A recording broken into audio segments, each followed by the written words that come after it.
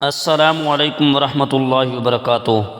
ناظرین، جو آج کا ہمارا پہلا ٹاپک ہے وہ ہے 5 اندھیرے 5 چراغ۔ یہ دنیا دار العمل ہے اور آخرت دار الجزا ہے۔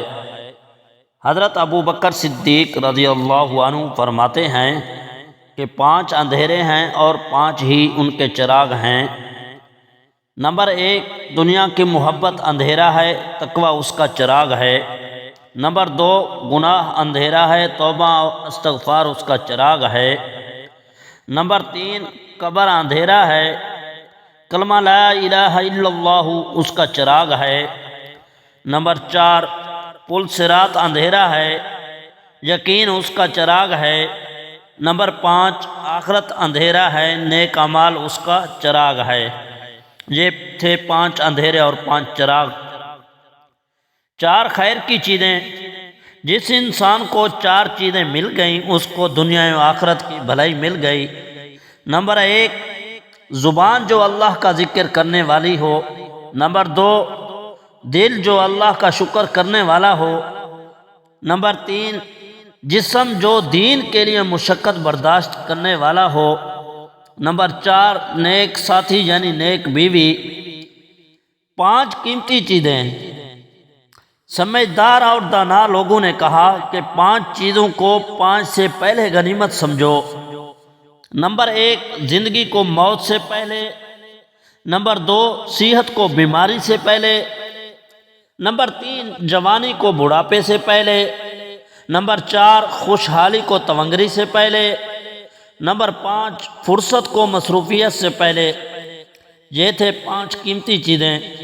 دنیا کی زندگی بہت قیمتی ہے، یہاں ہم جتنے چاہیں نیک اعمال کر سکتے ہیں، ہم یہاں توبہ استغفار کر سکتے ہیں۔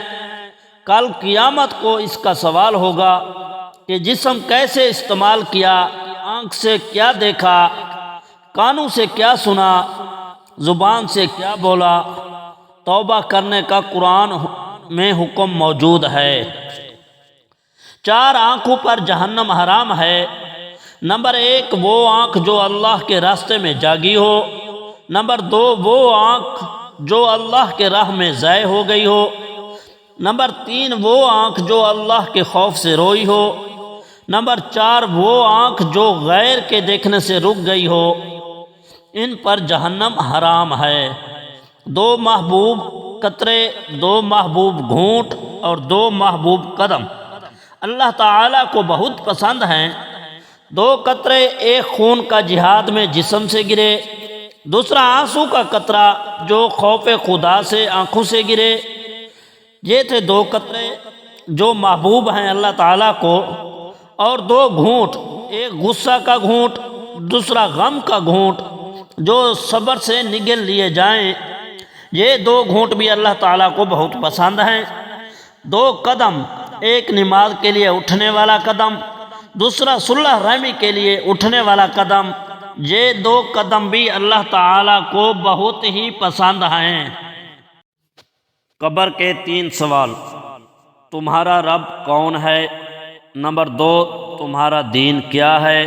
نمبر 3، حضور اقدس صلی اللہ علیہ وسلم کے متعلق تم کیا کہتے ہو؟ قیامت کے 5 سوال۔ نمبر 1، زندگی کیسے گزاری؟ نمبر 2، جوانی کیسے گزاری؟ نمبر 3، مال کیسے کمایا؟ نمبر 4، مال کیسے خرچ کیا؟ نمبر 5، اپنے علم پر کیا عمل کیا؟ انسان مسافر ہے، اس دنیا میں ہم مسافروں کی طرح سے آئے ہیں۔ پہلے ہماری روحیں عالم ارواح میں تھیں، پھر ماں کے پیٹ میں، اور پھر اس دنیا میں آئے۔